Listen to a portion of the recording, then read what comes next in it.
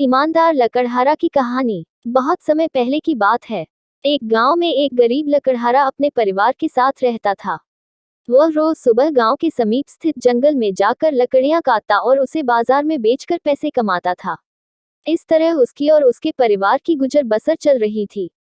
एक दिन वह जंगल में नदी किनारे लगे एक पेड़ की लकड़ियां काट रहा था। अचानक उसकी कुल्हाड़ी उसके हाथ से छूटकर नदी में जा गिरी।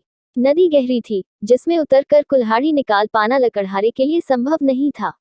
लकड़हारे के पास एक ही कुल्हाड़ी थी। उस कुल्हाड़ी के नदी में गिर जाने से वह परेशान हो गया। वह सोचने लगा कि अब वह अपनी जीविका कैसा चलाएगा। उसके पास जीविका चलाने का कोई और साधन नहीं था। वह दुखी होकर नदी किनारे खड़ा हो गया और भगवान से प्रार्थना करने लगा, भगवान, मेरी कुल्हाड़ी मुझे वापस दिला दीजिए। लकड़हारे की सच्चे मन से की गई प्रार्थना सुनकर भगवान प्रकट हुए। उन्होंने उससे पूछा, पुत्र, तुम्हें क्या समस्या है? लकड़हारे ने कुल्हाड़ी नदी में गिरने की बात भगवान को बता दी और उनसे याचना की कि वे उसकी कुल्हाड़ी वापस दिला दें। उसकी याचना सुनकर भगवान ने नदी के पानी में हाथ डालकर एक कुल्हाड़ी बाहर निकाली। वह कुल्हाड़ी चांदी की थी। भगवान ने लकड़हारे से पूछा, पुत्र, क्या ये तुम्हारी कुल्हाड़ी है? लकड़हारा बोला, नहीं भगवान, ये मेरी कुल्हाड़ी नहीं है। भगवान ने पुनः अपना हाथ पानी में डाला। इस बार उन्होंने जो कुल्हाड़ी निकाली वो सोने की थी।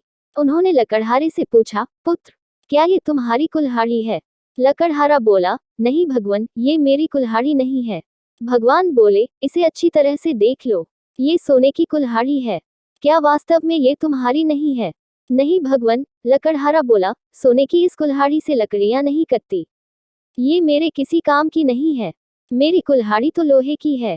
इस बार कुल्हाड़ी देख लकड़हारा प्रसन्न हो गया और बोला, भगवान, यही मेरी कुल्हाड़ी है। आपका बहुत बहुत धन्यवाद। भगवान लकड़हारे की ईमानदारी देख बहुत प्रसन्न हुए और बोले, पुत्र, मैं तुम्हारी ईमानदारी से बहुत अत्यंत प्रसन्न हूँ, इसलिए तुम्हें लोहे की कुल्हाड़ी के साथ साथ सोने और चांदी की कुल्हाड़ी भी देता हूँ। यह कहकर भगवान अंतर ध्यान हो गए। लकड़हारा अपनी ईमानदारी के कारण पुरस्कृत हुआ।